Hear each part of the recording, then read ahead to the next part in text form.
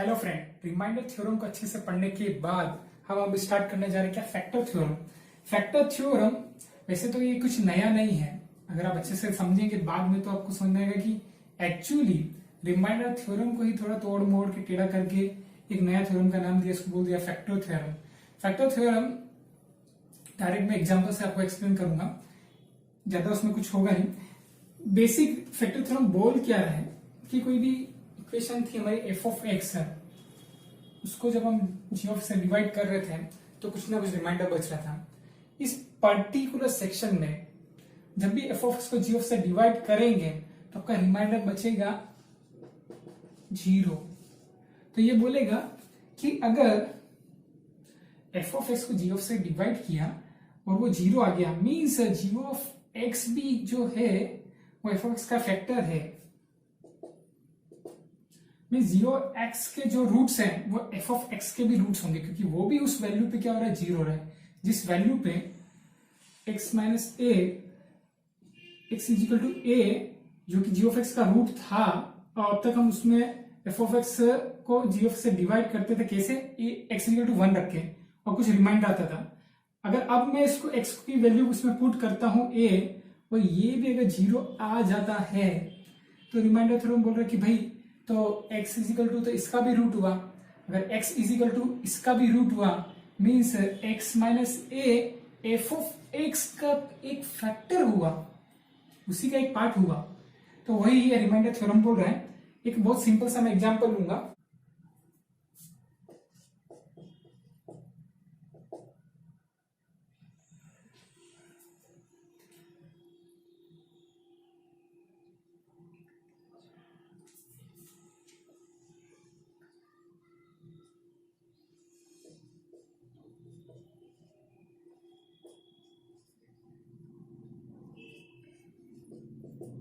Ji of x मेरा दे रखा है एक्स माइनस 3। रिमाइंडर निकालना तो तुम एक्स इज इक्वल टू 3 और 3 की वैल्यू एफ में डाल देते हैं, एफ ऑफ 3 निकाल देते तो यहाँ पे जितने भी एक्स उसको 3 से रिप्लेस करते, जो भी कांस्टेंट बचता वो मैं बोलता रिमाइंडर है। रिमाइंडर थ्योरम बोले कि वो बस कांस्टेंट बनने का चांस ही 0। तो यहां पे क्वेश्चन पूछा क्या है, क्वेश्चन पूछ रहा है show that x minus 3 is also a factor of F of x. Prove करो कि ये जो x माइनस 3 है वो इसका फैक्टर है। प्रूफ करने की क्या बात है, x इजिकल टू 3 यहाँ पे पुट कर देंगे, अगर 0 आ गया तो ये जो चीज है हमारी क्या है, उसकी फैक्टर है। वो चीज हमने पहले डिस्कस की। अगर मैं इसको सॉल्यूशन पे जाऊंगा तो मैं क्या करूंगा, सबसे पहले जी ऑफ एक्स का जो रूट है जो कि मेरा हो जाएगा x माइनस 3 को इजिकल टू 0 करने पर x इजिकल टू 3 जो है मेरा जी ऑफ एक्स का रूट है, और उस रूट को मैं चेक करूंगा क्या वो एफ ऑफ एक्स का भी रूट है। जो जी ऑफ एक्स का रूट है वो एफ ऑफ एक्स का भी रूट हो गया, वो कैसे पता चलेगा, उसकी वैल्यू पुट करके। अगर ये 0 आ गया तो मतलब हाँ x माइनस 3 भी क्या उसका फैक्टर है, पुट करके देखो।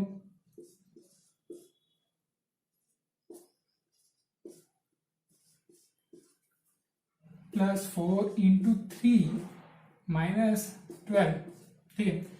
सभी x को मैंने 3 से यहां पर रिप्लेस कर दिया है।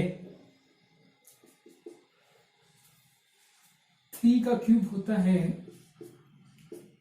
3 इंटू 3 स्क्वायर, 3 स्क्वायर होता है 9, 9 इंटू 3 होता है 27, वेरी गुड। 4 इंटू 12 होता है हमारा, 4 इंटू 3 होता है हमारा प्लस का 12 माइनस का 12।